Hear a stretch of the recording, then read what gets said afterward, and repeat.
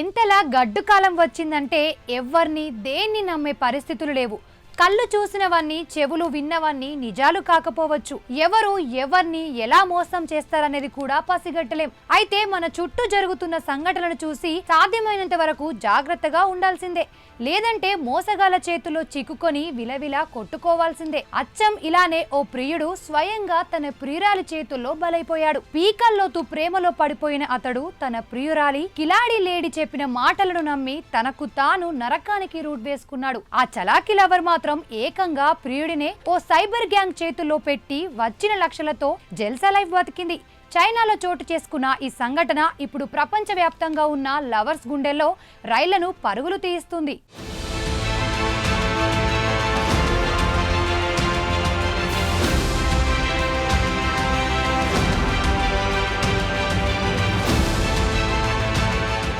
ఇంతకీ ఏం జరిగిందంటే, చైనాకు చెందిన 17 ఏళ్ల అమ్మాయి తన ప్రియుడిని మయన్మార్ లోని సైబర్ క్రైమ్ ముఠాకు 10,000 ఫౌండ్లకు అంటే 11 లక్షల రూపాయలకు అమ్మేసింది. దీంతో గ్వాంగ్డాంగ్ ప్రావిన్స్ లోని జూన్జియాంగ్ కు చెందిన ఆ 19 ఏళ్ల యువకుడు మయన్మార్ కు చెందిన ఆన్లైన్ స్కామర్ ముఠా చేతుల్లో నరకాన్ని అనుభవించాడు. అతడి ప్రియురాలు తాను ఆగ్నేయ చైనాలోని ఫుజియాన్ ప్రావిన్స్ కు చెందిన దాన్ని అని, తన తల్లిదండ్రులు పెద్ద వ్యాపారవేత్తలని ప్రియుడిని బుట్టలో వేసుకుంది. తన కుటుంబం అనేక చోట్ల పెట్టుబడులు పెట్టిందని, వ్యాపారాల్లో బాగా లాభాలు వస్తున్నాయని పేరెంట్స్ కు చెప్పి తన కంపెనీలో ఉద్యోగం పెట్టిస్తానని, దీంతో మంచిగా సెటిల్ అవుతామని ప్రియుడిని నమ్మించింది. ఆమె మాటలను నమ్మిన అతడు ఆమెతో కలిసి థాయిలాండ్ కి వెళ్లి అక్కడి నుంచి మయన్మార్ కు వెళ్లాడు.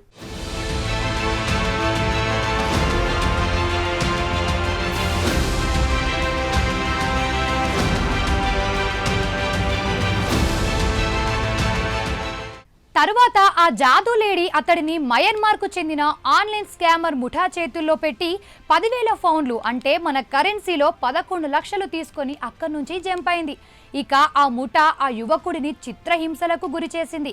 సైబర్ నేరాల ద్వారా ప్రజలను మోసం చేయాలని ప్రతిరోజు 20 గంటలు పని చేయించేది. అతడికి అన్నం కూడా సరిగ్గా పెట్టకపోవడంతో అతడు ఎముకల గూడులా తయారయ్యాడు. చివరికి అతని చెవులు కూడా పనిచేయడం మానేశాయి. ఇష్టం వచ్చినట్టు కర్రలతో కొట్టడంతో అతడి తుంటె ఒకటి విరిగిపోయింది. గ్యాంగ్ చెప్పినట్లు వినకపోతే అతడిని చితకబాదేది. ఇక ఎలాగోలా అతడి ఆచూకీ తెలుసుకున్న కుటుంబం భారీ మొత్తంలో విమోచన క్రయధనం చెల్లించడంతో ఆ గ్యాంగ్ నుంచి విముక్తి పొందాడు ఆ యువకుడు. అయితే గతేడాది ఇద్దరు బిలియర్డ్స్ హాల్లో కలుసుకున్నారని యువకుడి సోదరి చెప్పింది. తన సోదరుడి ప్రియురాలు ఫ్యాషన్ గా కనిపించడానికి ఇష్టపడేదని, అందుకోసం ఏదైనా చేసేదని చెప్పింది.